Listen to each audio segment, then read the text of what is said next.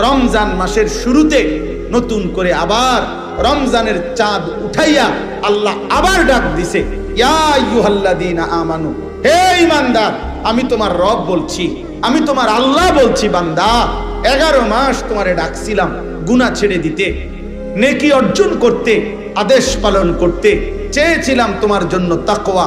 আচ্ছা বান্দা, ঠিক আছে, শয়তানের প্ররোচনায়, নফসের ধোকায়, দুনিয়াবি হাজারো ব্যর্থতায় তুমি পারো নাই, কমতি হয়ে গেছে, ঘাটতি হয়ে গেছে, গুনাহ ছাড়তে পারো নাই, গুনাহ বেশি হয়ে গেছে, নেকি কম হয়ে গেছে। যাও বান্দা, সব বাদ দাও, আমি আল্লাহ তাআলা সব ভুলে গেলাম, সব বাদ দিলাম, এবার আমি আবার নতুন করে আমি আল্লাহ তোমাকে সুযোগ দিতে চাই। একটি মাস, আইয়ামাম মাদুদাত, একেবারে গুনা গুনা, কোরআন শরীফের আয়াত, আল্লাহ বলছে আইয়ামাম মাদুদাত, একেবারে গয়না গয়না, গুইনা গুইনা তোমারে 30 দিন, 31 দিন লাগবে না, 32 দিন লাগবে না।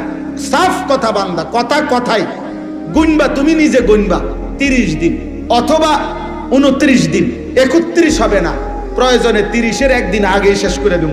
29 বা 30 দিনে গোনা এই একটি মাস তুমি, আবারও বলছি, 11 মাসের ভুল ভ্রান্তি ছেড়ে দিয়ে নতুন করে ঘুরে দাঁড়িয়ে তুমি পিছনের সব ভুলে একটি মাস মাত্র গুনে গুনে গুনাহ বর্জন করো, আমি আল্লাহর ইবাদত করো, 5 ওয়াক্ত নামাজ পড়ো, গুনাহ ত্যাগ করো, হারাম ত্যাগ করো, দিল জবান চলাফেরা আচরণ উচ্চারণের হেফাজত করো, রোজা পালন করো, সুবহে সাদিক থেকে সন্ধ্যা পর্যন্ত যাবতীয় খাদ্য পানীয় স্বামী স্ত্রীর বৈধ মিলামেশা থেকে বিরত থাকো, সবগুলো গুনাহ ছেড়ে দাও, আমার জিকির, আমার তেলাওয়াত, ইফতার, সাহারি, তাহাজ্জুদ, তারাবি, ইতিকাফ, এই আমলের মধ্যে লেগে থাকো।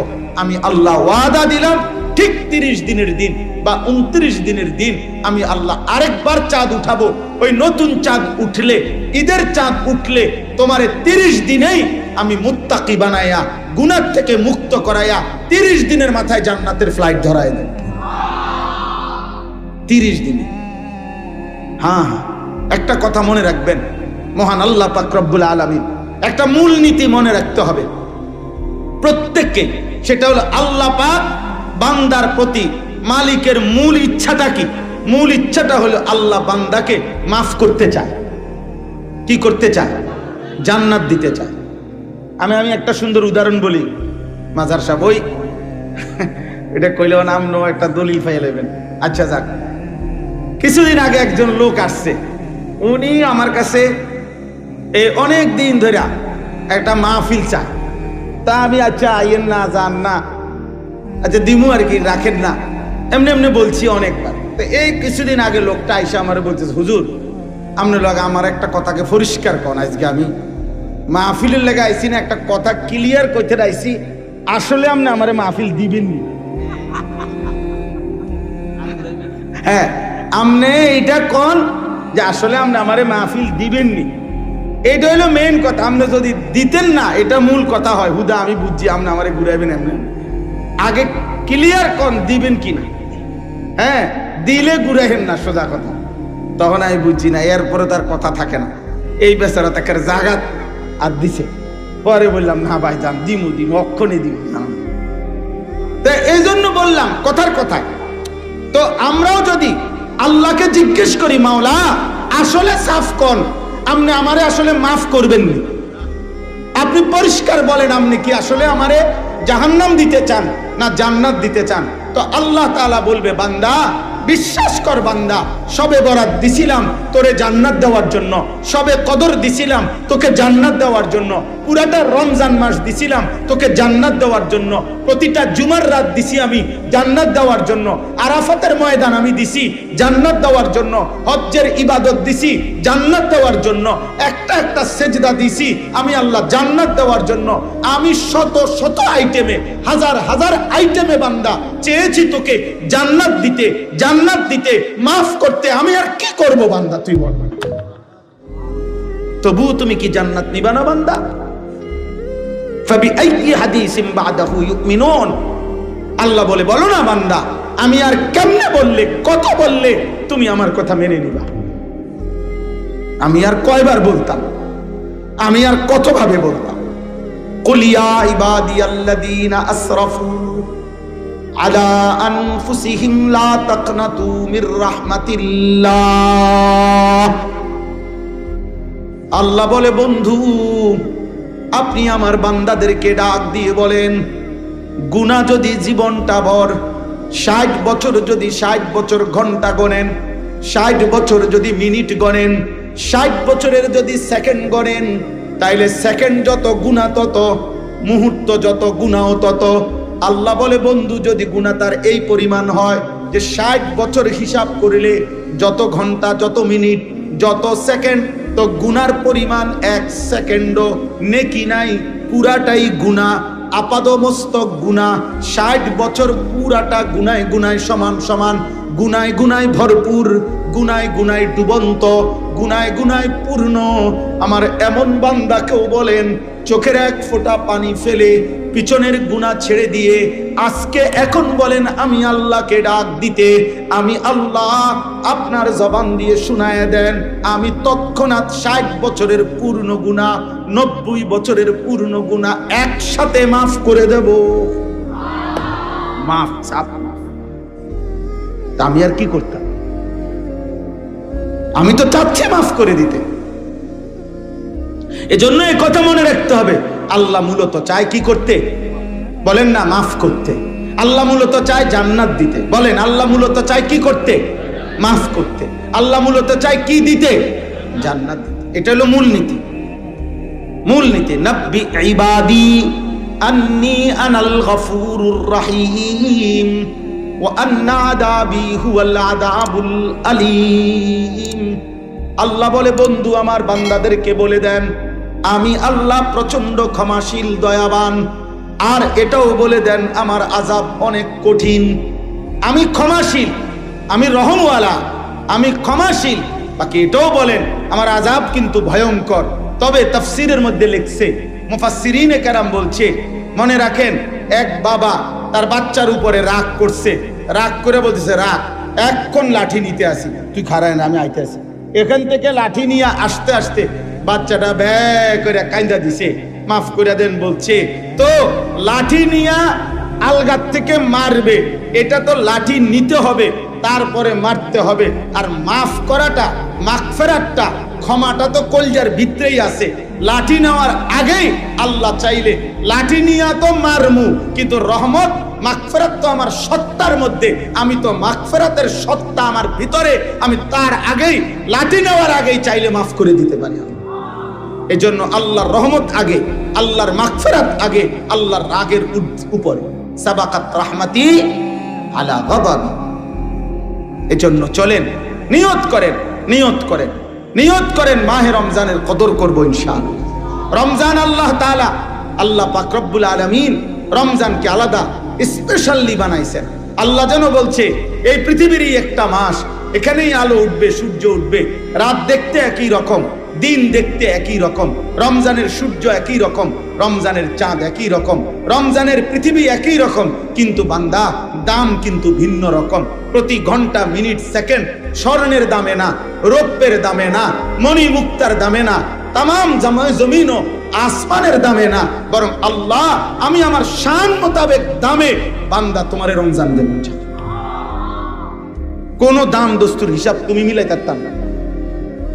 এজন্য আমার শায়েখ আল্লামা মুফতি মুশতাকুন নবী কাসিমি হুজুর সবসময় এটা বলে, রমজান মাসে বান্দা যখন একটি সেজদা দেয় তো আল্লাহ যেন বলে, প্রথম ঘোষণা তো আছেই, ফেরেশতা সেজদা দিবে একটা, তুমি লিখবা 70টা। কয়টা? 70টা। না না, 70টা না।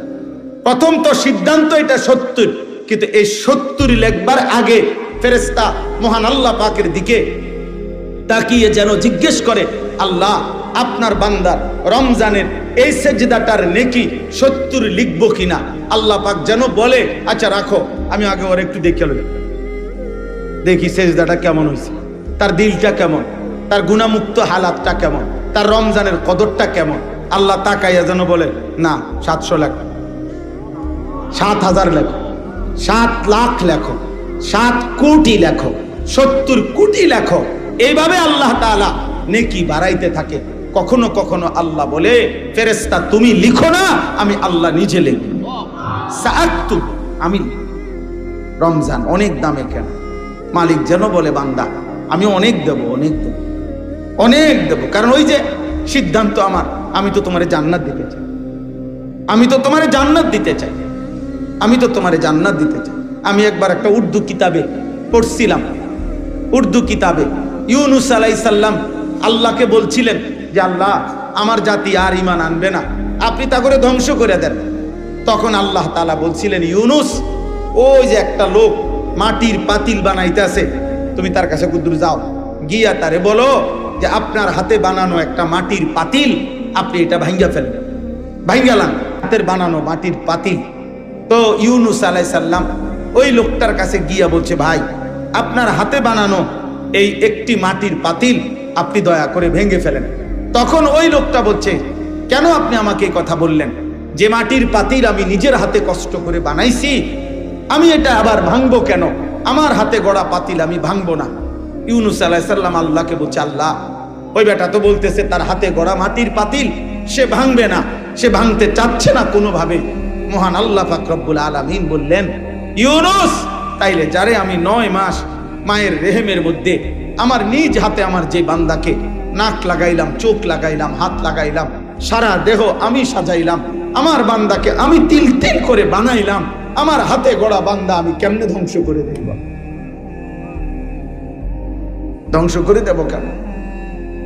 আমি তো অপেক্ষায় আছি সে যদি কোনোদিন রাত গভীরে মাফ চায়, সে যদি কোনোদিন ফিরে আসে, সে যদি কোনোদিন রাত গভীরে আসে। ইন আতাইতানি লাইলান আতাইতুকা লাইলা, ইন আতাইতানি নাহারান আতাইতুকা নাহারা। বাহ, মালিক বলে বান্দা তুমি যদি রাত গভীরে গুনাহ নিয়ে আসো, আমি রাত গভীরেই মাগফিরাত নিয়ে আসবো। তুমি দিনে আসলে আমি দিনে আসব, তুমি আসবে যখন আমি আসবো তখন। সুবহানাল্লাহ, এমন মালিক কই পাবে? হায় যুবক, কারে দেখলাম বা এই মোবাইলের নর্তকী দেখা কি সুখ পাইলা, বেঈমানের মতো চুল রাইখা কি ইজ্জত পাইলা। কোন বেঈমান কোনদিন তো তোমারে দেখতেও আসবে না, ধন্যবাদ জানাইতেও আসবে। এই পৃথিবীর কোন বেঈমান, যারা বেঈমান মুশরিকের মতো চুল রাখো, কোন মুশরিক, কোন বেঈমান আজ পর্যন্ত কোনদিন তোমার একটা ধন্যবাদ জানাইছিনি যে পৃথিবীতে যারা যারা যারা যারা আমার মতো চুল রাখছেন তাদেরকে ওয়েলকাম, তাদেরকে ধন্যবাদ। একটা বেঈমানও তো জীবনে কোনোদিন ধন্যবাদটুকুও জানাবে না। অথচ রাসূলুল্লাহ সাল্লাল্লাহু আলাইহি সাল্লাম তো হাদিসে স্পষ্ট বলেছে, আমার একটা একটা সুন্নাত আমার যেই উম্মত পালন করবে, আমি মুহাম্মদ সাল্লাল্লাহু আলাইহি সাল্লাম, আমি নবী ওয়াদা দিলাম, উম্মত আমার সুন্নতের আশিক তোরে আমি সাথে নিয়ে আমি একসাথে জান্নাতে ঢুকবো। তিনি তো ওয়াদা দিছেন, নবী সাল্লাল্লাহু আলাইহি সাল্লাম তো ওয়াদা দিছেন, উম্মত আমার সুন্নাত অনুসরণ করো, আমি তোমাকে সঙ্গে রাখবো, তুমি আমার সঙ্গী হবে, তুমি আমার সঙ্গী হবে, তুমি আমার সঙ্গী হবে। কার মতো হারায় গেল নওজোয়ান মুসলমানের বাপ, আপনারা যারা অভিভাবক আছেন, আপনারা আপনাদের চোখের সামনে আপনাদের ছেলেগুলোকে কেন ছেড়ে দিলেন? ছেড়ে দিলেন কেন? এই ব্যর্থতার দায়ভার কার? একটি সমাজ এইভাবে চারিদিকে মুসলমান, প্রত্যেক ওয়াক্ত নামাজ, মসজিদের মিনারা থেকে আজান হয়, 5 ওয়াক্ত নামাজের আজান হয়, চারিদিকে মাদ্রাসা, প্রতি 5 কিলোমিটার জায়গার মধ্যে মাদ্রাসা আছে, চারিদিকে মাদ্রাসা, চারিদিকে মসজিদ, দাড়ি টুপিওয়ালা মানুষ, চারিদিকে আল্লাহর কোরআনের তিলাওয়াত, এত হাফেজ, এত আলেম, এত হাজি, এত ইমাম, এত খতিব, এত জুমার বয়ান, এত কিছুর ভিতরে থাইকা আপনার ছেলেটা 365 দিনে খোদার 1 বছর কোনদিন ফজরের নামাজ পড়ে না। এটা আপনার ছেলে কেমনে, মুসলমানের বাচ্চা কেমনে, আমি এটা বুঝি না, আমি বুঝি, আমি বুঝি না। এই ব্যর্থতা নিয়ে ওই বাবা ঘুমায় কেমনে, ওই মা ঘুমায় কেমনে? আপনারা কি ফুত মানুষ করতেন আছেন, কি সংসার করতেন আছেন, আপনারাই করতে পারেন। আহা, আফসোসের ব্যাপার, আফসোসের ব্যাপার, আফসোসের। তুমি বেটা স্বামী, তোমার বেডি প্রত্যেক দিন বেপর্দা বাজারে বাজারে ঘুরে, বউ তোমার রংসায় রাস্তার মানছে, এরকম আকামলা বেড়ই তুমি কিত্তা হইলাম? হ্যাঁ বেটা, আকামলা বেটা, এটা তো কাপুরুষ কিসিমের মানুষ বেটা, আত্মমর্যাদাহীন মানুষ বেটা। আরে ছেলে, তোদেরকে বলি বেটা, তোদের যাদের বোন বেপর্দা বেটা, এটাও তো তোর মতো ইমানদার ভাইয়ের আত্মসম্মানে লাগার কথা, গায়রাতে লাগার কথা যে আমি ভাই, আমার বোন কেন বেপর্দা হবে বেটা? হ্যাঁ, আস্তাগফিরুল্লাহ, আস্তাগফিরুল্লাহ, আস্তাগফিরুল্লাহ। আল্লাহ তাআলার সাথে এত বড় গাদ্দারি করে, প্রতিনিয়ত আল্লাহর হুকুম লঙ্ঘন করে সুখ আসবে কোত্থেকে? শান্তি আসবে কোত্থেকে? আমাদের ভাগ্য পরিবর্তন হবে কিভাবে?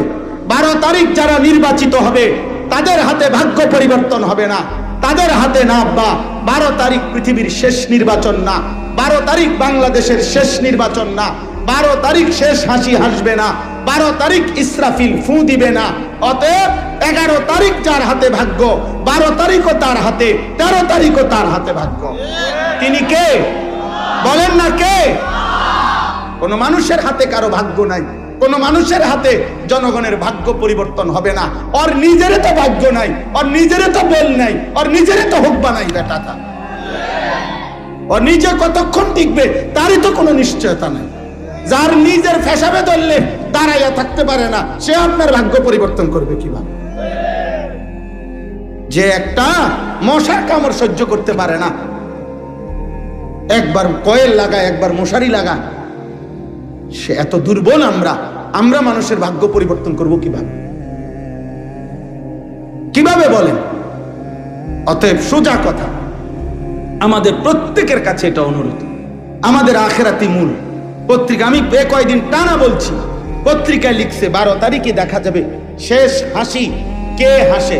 আমি বলছি না, হাসরের ময়দানে দেখা যাবে শেষ হাসি কে হাসে। আর আল্লাহ কোরআনে স্পষ্ট বলছেন, ফালিয়াউমাল্লাযীনা আমানু মিনাল কুফফারি ইয়াদহাকুন। সরাসরি কোরআনে আল্লাহ বলছে হাসরের ময়দানে ইমানদার সমস্ত কাফের, নাফরমান, বেঈমান, পাপীদেরকে দেখে ইয়াদহাকুন, হাসবে, হাসবে, হাসবে। এজন্য শেষ হাসি মুমিন হাসবে, শেষ হাসি সেজদাওয়ালারা হাসবে।